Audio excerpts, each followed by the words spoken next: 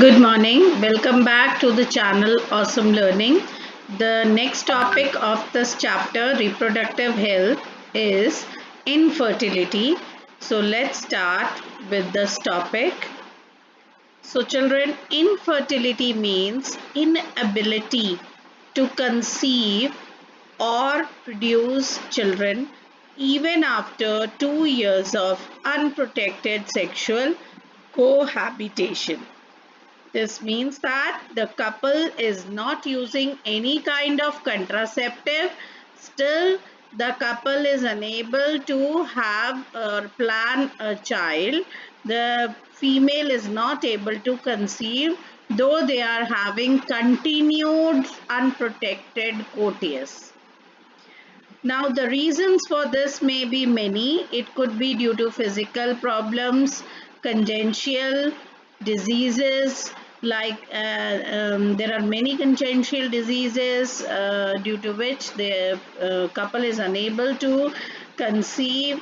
Then drugs, if the couple is on drugs, then also this could hamper the conceiving, and immunological or even psychological issues could be there.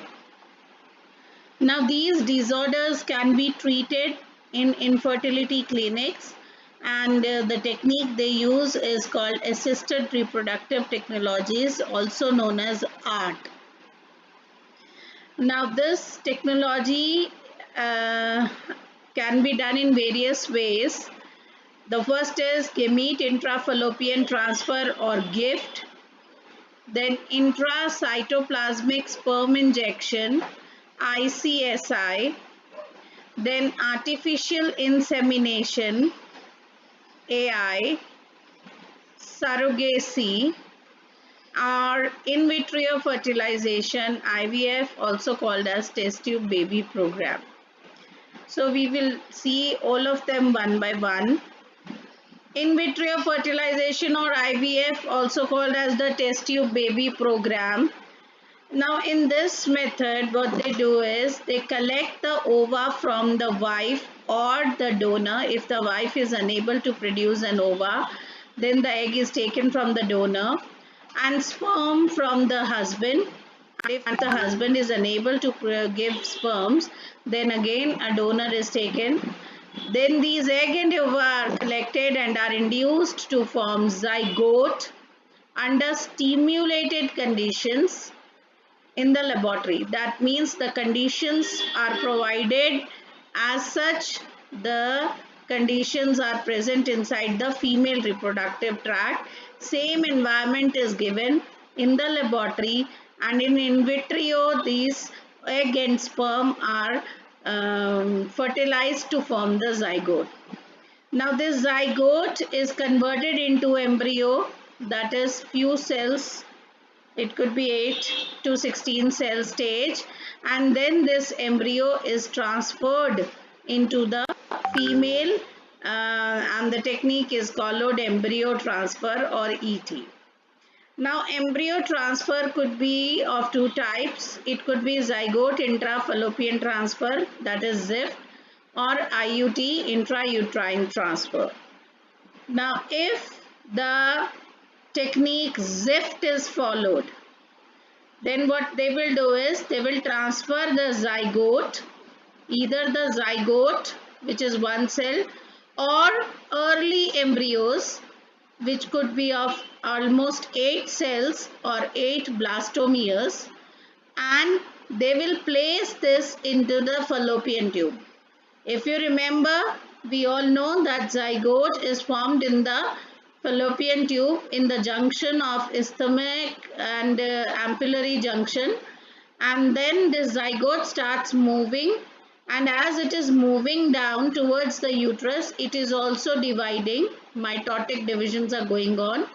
So if we are supposed to plant zygote, or if we are taking early embryos, then we will put them into the fallopian tube.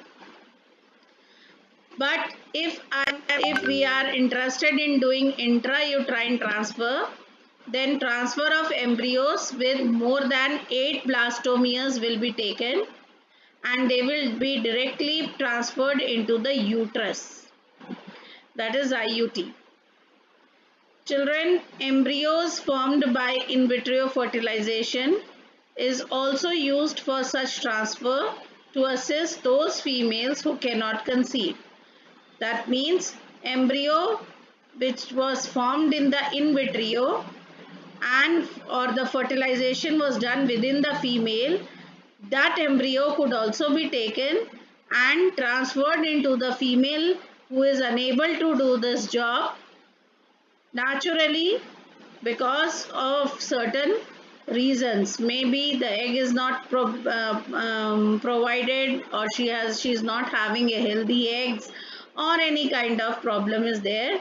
So this formation of zygote will be done inside a female, and then that embryo will be transferred to the other female who cannot conceive naturally.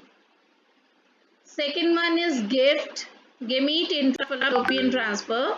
Now in this case, transfer of an ovum from a donor into the fallopian tube of another female, because that female cannot produce her own ovum but can provide suitable environment for fertilization and development.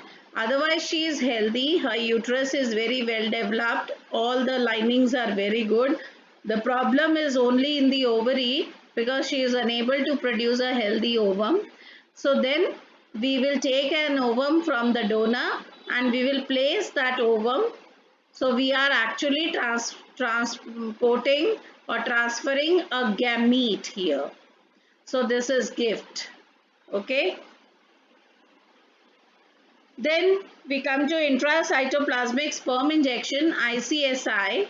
Here a laboratory procedure in which a single sperm from the male partner is injected directly, you see, into the egg from the female partner, and after the fertilization the embryo is implanted into the women uterus. You see, this is the egg cell, and the sperm through a needle, through an injection, through a needle, the sperm nucleus is being transported into the cytoplasm of the egg.